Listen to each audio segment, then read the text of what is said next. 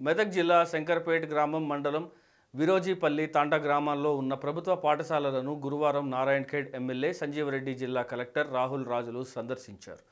ఈ సందర్భంగా జిల్లా కలెక్టర్ రాహుల్ రాజు మాట్లాడుతూ బడి పిల్లలందరూ బడిలో ఉండాలని, ప్రభుత్వ పాఠశాలల్లో అన్ని సౌకర్యాలు కల్పిస్తున్నామని, గ్రామాలు తండాల్లో విద్యా వికాసం జరగాలని, బడి పిల్లల కోసం ఇంటింటి సర్వే నిర్వహించామని, పౌష్టికమైన ఆహారం, నాణ్యత గల విద్య కేవలం ప్రభుత్వ విద్యాలయాల్లో మాత్రమే సాధ్యమవుతుందని, విద్యార్థులు బాగా చదివి మంచి ప్రయోజకులుగా తయారు కావాలని, ఇంకా పాఠశాలల్లో సమస్యలు ఉంటే స్థానిక ఎమ్మెల్యే సహకారంతో ప్రభుత్వం దృష్టికి తీసుకెళ్లి పరిష్కరిస్తామని అన్నారు. ముఖ్యమంత్రి సూచనల మేరకు జిల్లాల్లో బడిబాట కార్యక్రమాన్ని పెద్ద ఎత్తున నిర్వహిస్తున్నామని అన్నారు.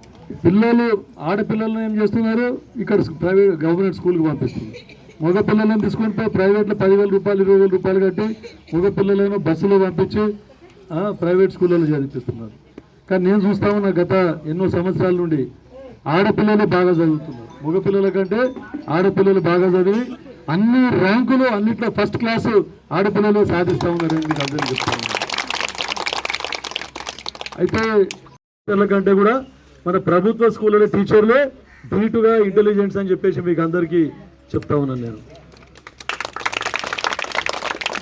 కాబట్టి మీరు అయినంత మటుకు ఇంకొకటి, ప్రైవేట్ విద్య చాలా కాస్ట్లీ అయిపోయింది. ఎందుకంటే ఒక ఫస్ట్ క్లాస్ పిల్లగానికి చదివించాలని అంటే 10,000 రూపాయలు మనము తక్కువ అంటే 10,000 రూపాయలు ఫీజు పెట్టవలసిన అవసరం ఏర్పడుతూ ఉంది.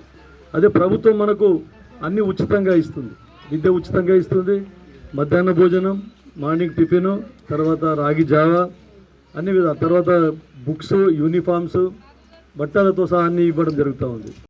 టాయిలెట్ రిపేర్స్ కానివ్వండి, మైనర్ రిపేర్స్ కానివ్వండి, ఎలక్ట్రిఫికేషన్ కానివ్వండి, ఫ్యాన్స్ కానివ్వండి, సో ఇవన్నీ వర్క్స్ కూడా మనం అన్ని స్కూల్స్లలో ప్రొవైడ్ చేయడం జరుగుతూ ఉంది. సో దాంట్లో భాగంగా ఇప్పుడు ఈరోజు ఇక్కడ ఈ తాండాలో కూడా చూసినట్టయితే ఈ స్కూల్లో కూడా అమ్మ ఆదర్శ పాఠశాల కమిటీస్ ద్వారా ఎవరైతే ఎస్హెచ్జి ఉమెన్ ఉన్నారో స్థానిక మహిళలు, వాళ్ళ ద్వారానే స్కూల్స్ అంతా కూడా మెయింటెనెన్స్ చేసినట్టయితే, ఎందుకంటే వాళ్ళ పిల్లలు కూడా ఈ స్కూళ్ళలోనే చదువుకుంటూ ఉంటారు కాబట్టి సో వాళ్ళే బాగా అర్థం చేసుకోగలుగుతారు, వాళ్ళే బాగా రిపేర్ వర్క్స్ కానివ్వండి అవన్నీ చేయగలుగుతారు అనేసి మహిళలను, సో మహిళా సంఘాలను వాళ్ళను మనం ఈ కమిటీస్లో చేర్చి వాళ్ళతోని రిపేర్ వర్క్స్ అంతా కూడా టేకప్ చేయడం జరిగింది. సో ఎంఈఓ గారు చెప్పిన దాని ప్రకారం ఆల్మోస్ట్